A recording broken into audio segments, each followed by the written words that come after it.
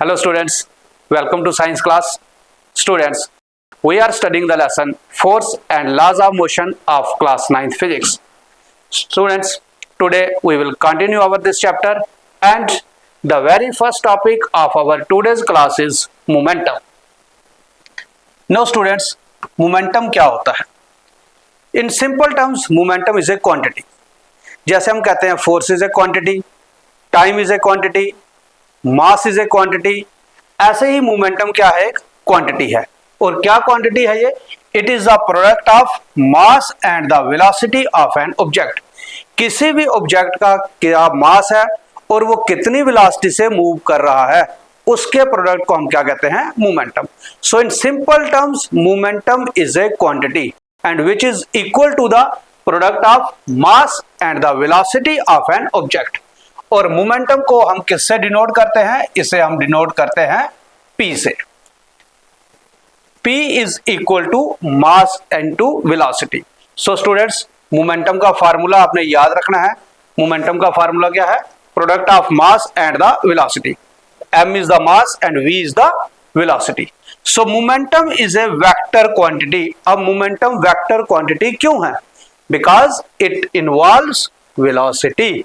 और वेलोसिटी क्या है? Rate of change of displacement या फिर rate of change of distance per unit time in A given direction. तो वेलोसिटी है, वेलोसिटी का मतलब डायरेक्शन इन्वॉल्वड है, इसलिए मोमेंटम क्या है? एक vector quantity because it has magnitude as well as direction. So it has both magnitude and direction. तो मैग्नीट्यूड भी है और डायरेक्शन भी है, इसलिए ये क्या है? Vector quantity. और जिनमें सिर्फ मैग्नीट्यूड होता है वो कौन सी क्वांटिटीज होती हैं? Yes, they are scalar quantities. So momentum is equal to the product of mass and velocity. And what is the SI unit of momentum? अब मोमेंटम का फार्मूला क्या है? P is equal to m multiplied by v। और m क्या है? मास। और मास का unit क्या है? किलोग्राम। और वेलोसिटी का क्या है? Metre per second. इसलिए तो मोमेंटम का यूनिट क्या हो गया? Kilogram metre per second. चलिए, ये हो गया हमारा momentum. Now calculate the momentum of a bullet of mass 200 gram moving with the velocity of 1000 metre per second. अब हमें एक बुलेट दी है जिसका मास कितना है? 200 ग्राम और उसकी वेलोसिटी कितनी है? 1000 मीटर पर सेकेंड। हमें क्या निकालना है? इसका momentum. Now what is given to us? That is mass of bullet. Mass of bullet कितना है हमारा? 200 ग्राम। इसे हम कन्वर्ट कर लेते हैं किलोग्राम। तो 200 अपॉन 1000 किलोग्राम, तो ये आ गया हमारा 0.2 kilogram. And then velocity is also given to us. तो वेलोसिटी कितनी आ गई हमारी? 1000 मीटर पर सेकेंड। हमें क्या निकालना है? Momentum. And what is momentum? It is the product of mass and velocity. तो मोमेंटम हमारा कितना आ गया? मास आ गया हमारा 0.2 मल्टीप्लाइड बाय 1000। तो इट इज 2/10 मल्टीप्लाइड बाय, तो ये आ गया हमारा 200 किलोग्राम मीटर पर सेकेंड। तो ये आ गया हमारा 200 kilogram metre per second.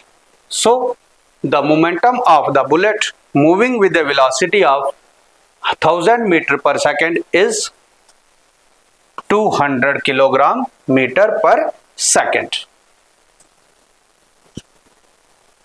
Now students, हमें दो एग्जांपल्स के तौर पे दिया है। कई बार हमें क्वेश्चन आ जाता है, रीजनिंग क्वेश्चन आ जाता है, रीजनिंग बेस्ड क्वेश्चन आ जाते हैं कि एक छोटी सी बुलेट है जिसका मास हार्डली खींच के कितना होगा?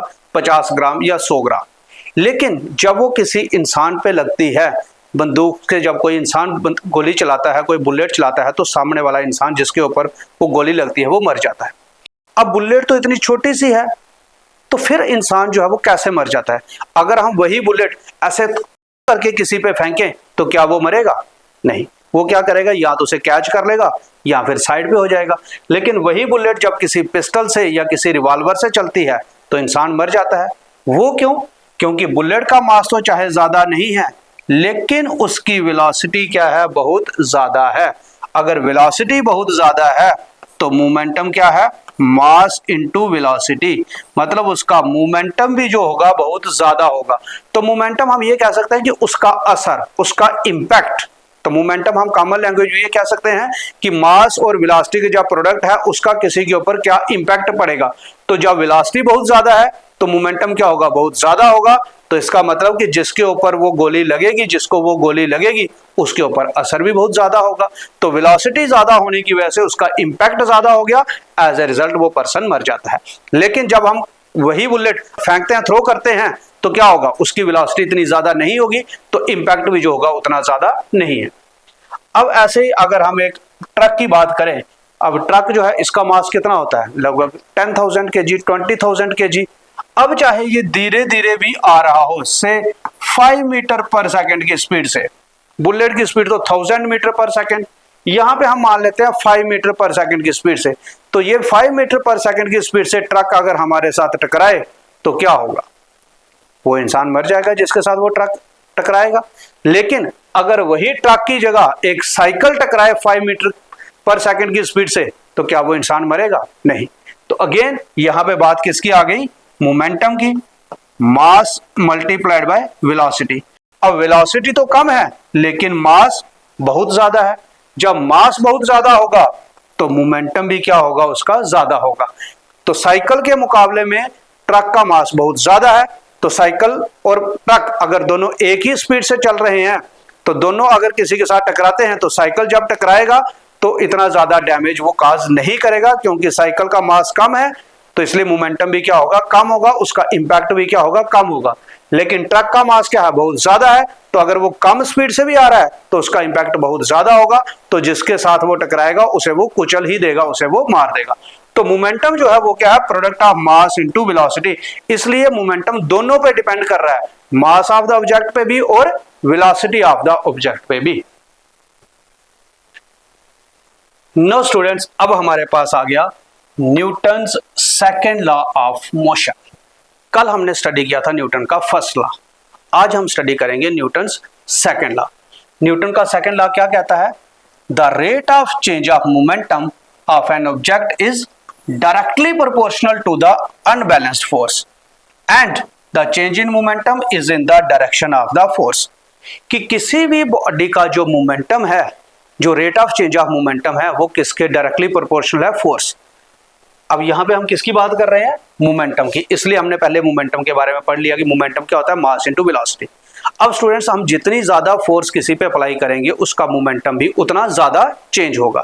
अब मोमेंटम कैसे चेंज होगा, अब मान लेते हैं हमारे पास एक ऑब्जेक्ट है जिसका मास है 10 kg, मैंने उसके ऊपर कोई 10 न्यूटन फोर्स लगाई, उसकी वेलोसिटी कितनी हो गई, 5 मीटर पर सेकेंड।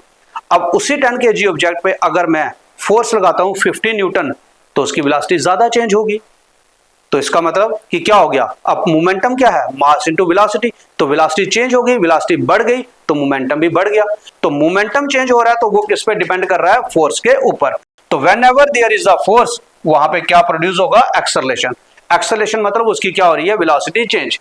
तो जितनी ज्यादा फोर्स लगाएंगे वेलोसिटी भी उतनी ज्यादा चेंज होगी। तो acceleration is directly proportional to the net force, जो फोर्स हमने लगाई, and inversely proportional to the object mass. अब अगर ऑब्जेक्ट का मास बढ़ाते जाएंगे और सेम फोर्स लगाएंगे, अगर मैंने 10 न्यूटन फोर्स जो है 10 किलो के ऑब्जेक्ट पे लगाई तो स्पीड उसकी होगी 5 से 10। लेट एग्जांपल के तौर पे कि पहले कितनी स्पीड से चल रहा था, 5 मीटर पर सेकंड की स्पीड से। कितने किलो का ऑब्जेक्ट है, 10 किलो का। अब 10 kg के ऑब्जेक्ट के ऊपर मैंने फोर्स अप्लाई की 10 न्यूटन। सपोज करते हैं इसकी स्पीड 5 से कितनी हो गई, 5 से चेंज हो गई, वो कितनी हो गई, 10 मीटर पर सेकंड। अब अगर मास जो है इसका बढ़ा देते हैं, हम 50 kg कर देते हैं और इसके ऊपर भी 10 न्यूटन फोर्स लगाएंगे, तो अगर ये ऑब्जेक्ट भी 5 मीटर पर सेकंड की स्पीड से चल रहा है तो इसकी स्पीड तो 10 नहीं होगी, क्योंकि फोर्स तो उतनी ही लग रही है। अब लेकिन मास बढ़ गया, तो जब मास बढ़ गया तो एक्सेलरेशन क्या होगा, कम होगा, उसकी स्पीड उतनी ज्यादा नहीं बढ़ेगी।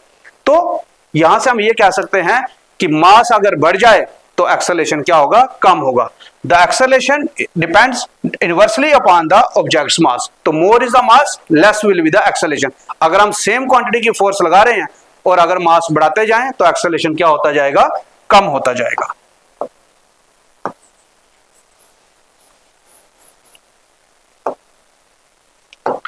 तो जितना ज्यादा हम फोर्स अप्लाई करेंगे एक्सेलरेशन उतना ज्यादा होगा, और अगर ऑब्जेक्ट का मास बढ़ाएंगे तो एक्सेलरेशन क्या हो जाएगा, कम हो जाएगा। So students, force is directly proportional to the rate of change of momentum. Now students, आपने एक चीज याद रखनी है कि whenever there is the rate, rate का मतलब क्या है, टाइम।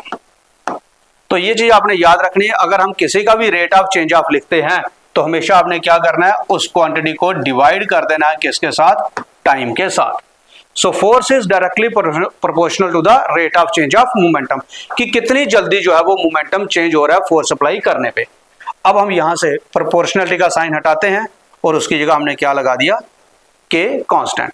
सो स्टूडेंट्स, एक चीज और आपने याद रखनी है कि जब भी हम प्रोपोर्शनलिटी का साइन हटाएं तो अगर हमें वहां पे उसकी जगह इक्वल लगाना है तो हमें क्या करना पड़ता है, प्रोपोर्शनलिटी को हटा के कांस्टेंट ऑफ प्रोपोर्शनलिटी हमें लगाना पड़ता है।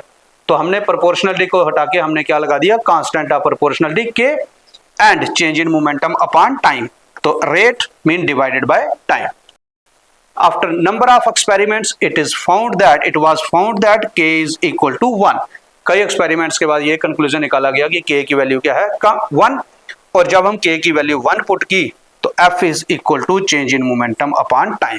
k आ गया 1, तो 1 multiplied by change in momentum upon time is equal to change in momentum upon time.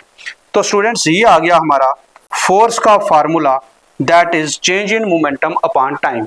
पहले हमने क्या पढ़ा, फोर्स। तो फोर्स क्या होता है, पुश और पुल। आज हम क्या पढ़ रहे हैं, फोर्स का formula, that is change in momentum upon time, means final momentum minus initial momentum divided by time. तो ये हो गया किसका फार्मूला, फोर्स निकालने का।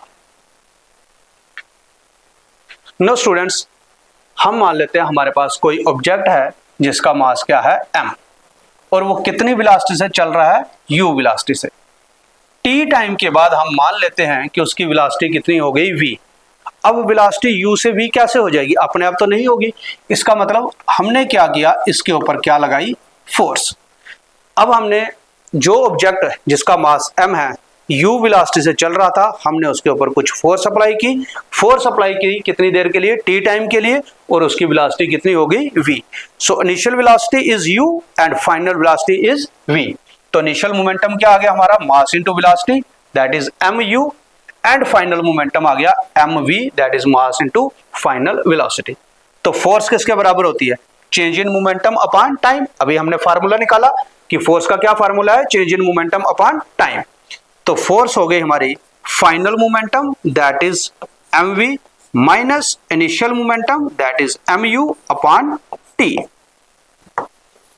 तो F is equal to m, यहां से हम अगर कॉमन निकाल लें तो हमारा आ गया v minus u upon t, and F is equal to ma।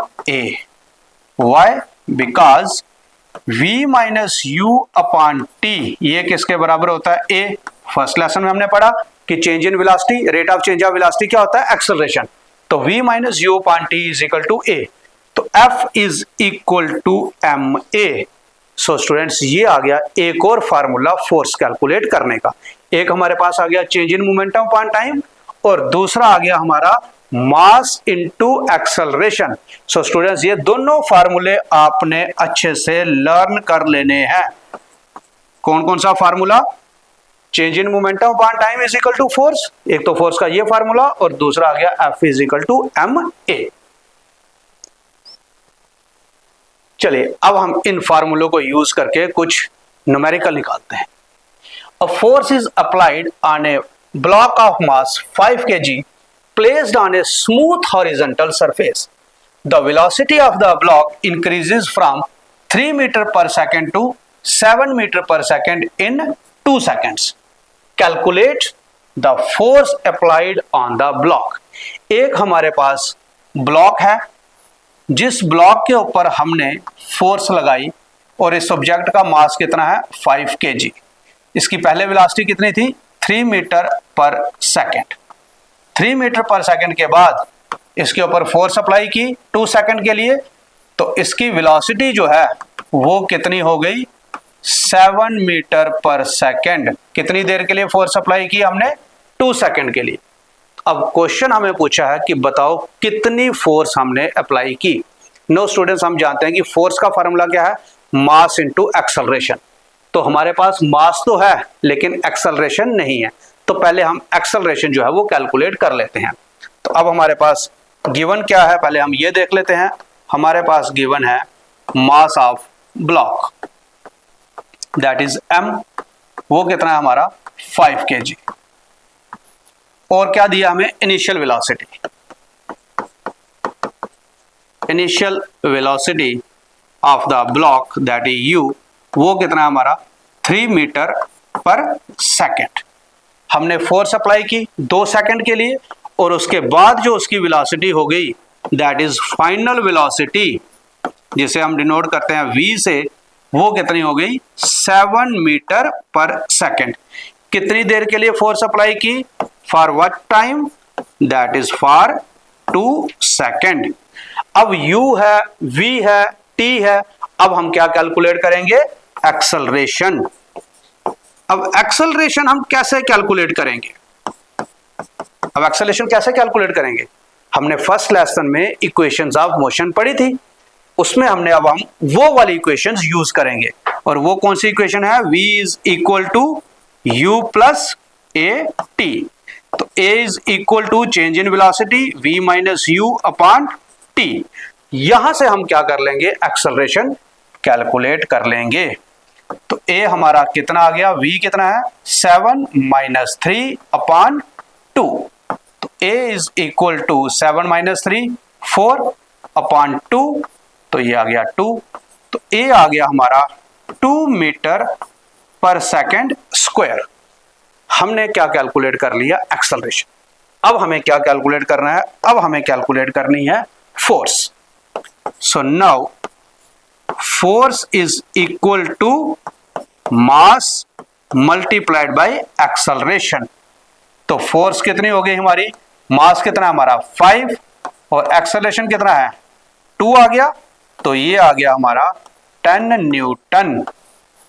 So force आ गई हमारी 10 न्यूटन। तो 5 kg ऑब्जेक्ट की स्पीड अगर हमें 3 से 7 मीटर पर सेकंड करनी थी इन 2 सेकंड, तो कितनी फोर्स हमने अप्लाई की 10 न्यूटन। तो स्टूडेंट्स, इस तरह से आपने न्यूमेरिकल सॉल्व करने हैं, लेकिन आपको ये फार्मूला जो है ये आपने अच्छे से लर्न कर लेना है। चलिए, इसके बाद एक और न्यूमेरिकल है, क्योंकि इस लेसन में न्यूमेरिकल्स बहुत ज्यादा आते हैं, फार्मूला बेस्ड न्यूमेरिकल है। कल को आपको कोई एंट्रेंस एग्जाम देना है, फिर एग्जाम में भी कई बार ऐसे क्वेश्चन आ जाते हैं जो न्यूमेरिकल बेस्ड है, तो इसलिए न्यूमेरिकल की अच्छे से प्रैक्टिस कर लेनी है। कुछ न्यूमेरिकल्स मैं यहाँ पे आपको सॉल्व करवा रहा हूँ, कुछ आपने घर पे भी अच्छे से प्रैक्टिस करनी है। चलिए, क्या क्वेश्चन है हमारे पास, a car of mass 1000 kg is moving with a velocity of 72 kilometre per hour and it takes 4 seconds to stop after the brakes are applied. Calculate the force exerted by the brakes. अब एक 1000 kg की हमारे पास क्या है, car है, जो कितनी speed से कितनी वेलोसिटी से चल रही है, 72 किलोमीटर पर आवर की वेलोसिटी से। हमने ब्रेक्स अप्लाई किए, ब्रेक्स अप्लाई करने के 4 सेकंड के बाद में वो कार रुकी है। 4 सेकंड के बाद कार क्या हो गई, रुक गई। तो इसका मतलब पहले उसकी वेलोसिटी कितनी थी 72 किलोमीटर पर आवर, जब वो रुक गई तो उसकी वेलोसिटी कितनी हो गई 0, because it has come to rest. अब हमें क्या कैलकुलेट करना है, फोर्स कैलकुलेट करनी है। चलिए कैलकुलेट कर लेते हैं। अब हमें दिया क्या क्या है, हमें दिया है मास m, वो कितना दिया हमें 1000 kg, और क्या दिया है, हमें दिया है initial velocity. Initial velocity of car that is u, वो कितना दिया 72 किलोमीटर पर आवर। हमें इसे चेंज करना है मीटर पर सेकंड में। टाइम हमें सेकंड में दिया है, हम इसको भी चेंज कर लेते हैं मीटर पर सेकंड में। तो 72 मल्टीप्लाइड बाय 5 अपॉन 18 14 तो ये हो गया 20 मीटर पर सेकेंड। तो इनिशियल वेलोसिटी कितनी होगी? 20 metre per second. Final velocity भी हमें दी हुई है बिकॉज कार हैज स्टॉप्ड, और जब कोई चीज रुक जाती है तो फाइनल वेलोसिटी कितनी हो जाती है? 0। और कितनी देर में वो हो गई? इट टेक्स टाइम t कितना लिया है? 4 सेकेंड। तो 4 सेकेंड में कार रुकी है after the application of brakes. अब फोर्स निकालने के लिए हमें एक्सेलरेशन चाहिए, तो पहले हम एक्सेलरेशन ही निकाल लेते हैं। तो वी नो एक्सेलरेशन क्या होता है? Change in velocity upon time. तो a is equal to v minus u upon t। तो a is equal to v कितना हमारा? 0 माइनस 20 अपॉन 4। तो a is equal to minus 20 upon 4, ये आ गया हमारा -5। तो a is equal to -5 metre per second square. No students, acceleration आया हमारा नेगेटिव। अब नेगेटिव एक्सेलरेशन का क्या मतलब होता है? इसका मतलब होता है रिटार्डेशन की वेलोसिटी क्या हो रही है? कम हो रही है। अब कार पहले कितनी स्पीड से चल रही थी? 72 किलोमीटर पर आवर की स्पीड से, तो वो रुकी है after the application of brakes. तो इसलिए एक्सेलरेशन की जगह क्या हो गया? रिटार्डेशन। एक्सेलरेशन का मतलब वेलोसिटी बढ़ रही है, तो यहाँ नेगेटिव एक्सेलरेशन मीन रिटार्डेशन, तो वेलोसिटी क्या हो रही है? कम हो रही है बिकॉज कार वाज स्टॉपिंग। तो एक्सेलरेशन आ गया हमारा -5 metre per second square. Now force. अब फोर्स का फार्मूला क्या है? फोर्स का फार्मूला है मास मल्टीप्लाइड बाय एक्सेलरेशन।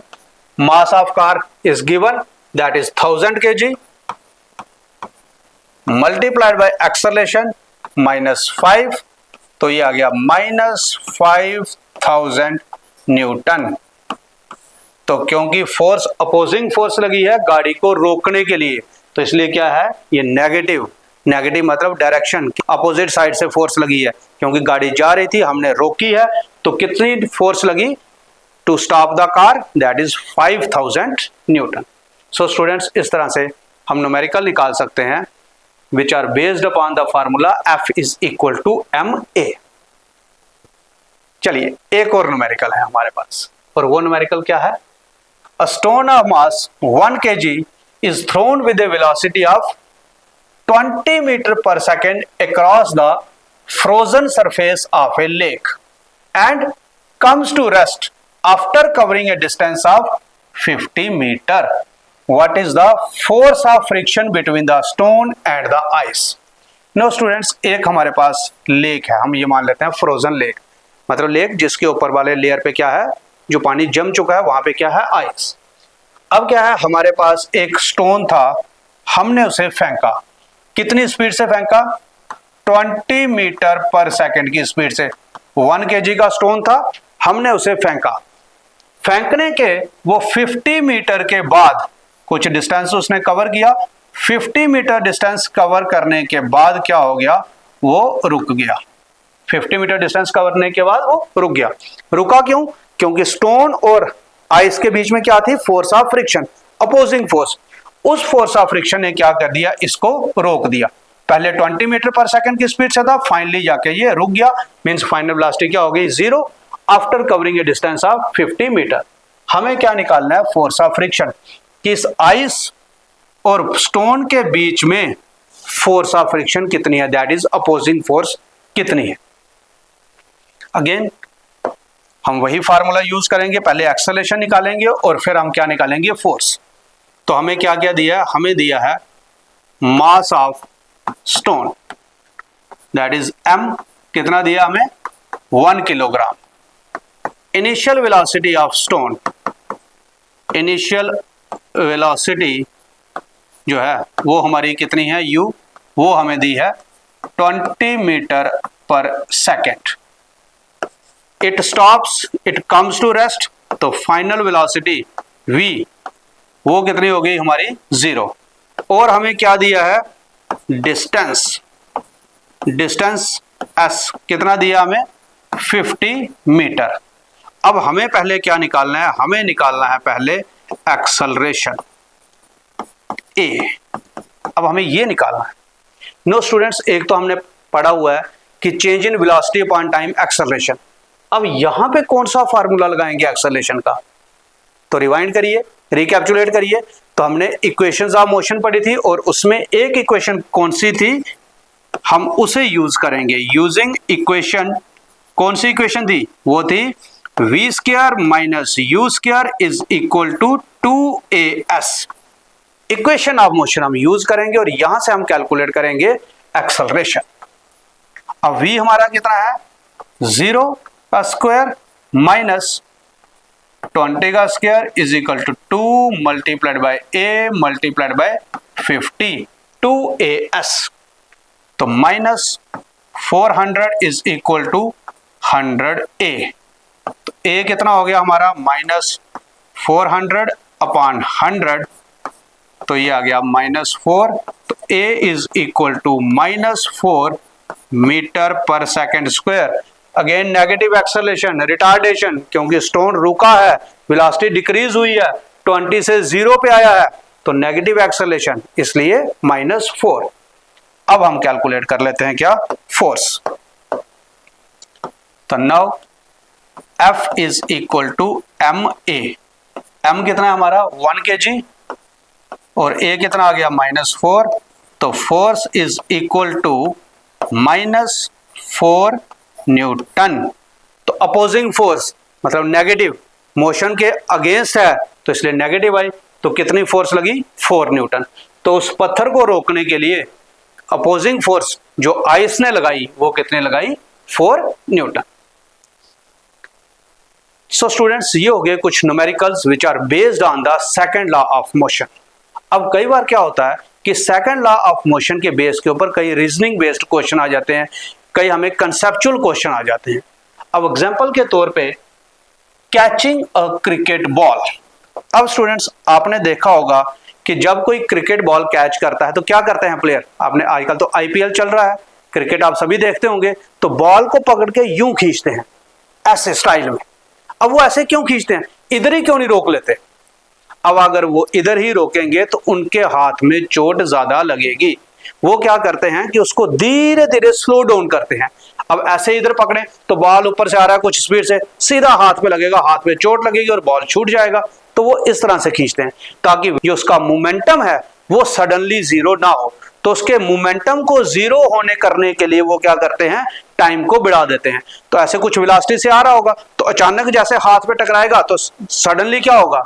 जीरो हो जाएगा। तो चेंज इन मोमेंटम ज्यादा जल्दी होगा। तो हमने पढ़ा कि force is directly proportional to rate of change of momentum. तो जितना ज्यादा मोमेंटम जल्दी चेंज होगा तो हाथ के ऊपर इंपैक्ट भी उतना ज्यादा होगा। इंपैक्ट क्या होगा? चोट ज्यादा लगेगी।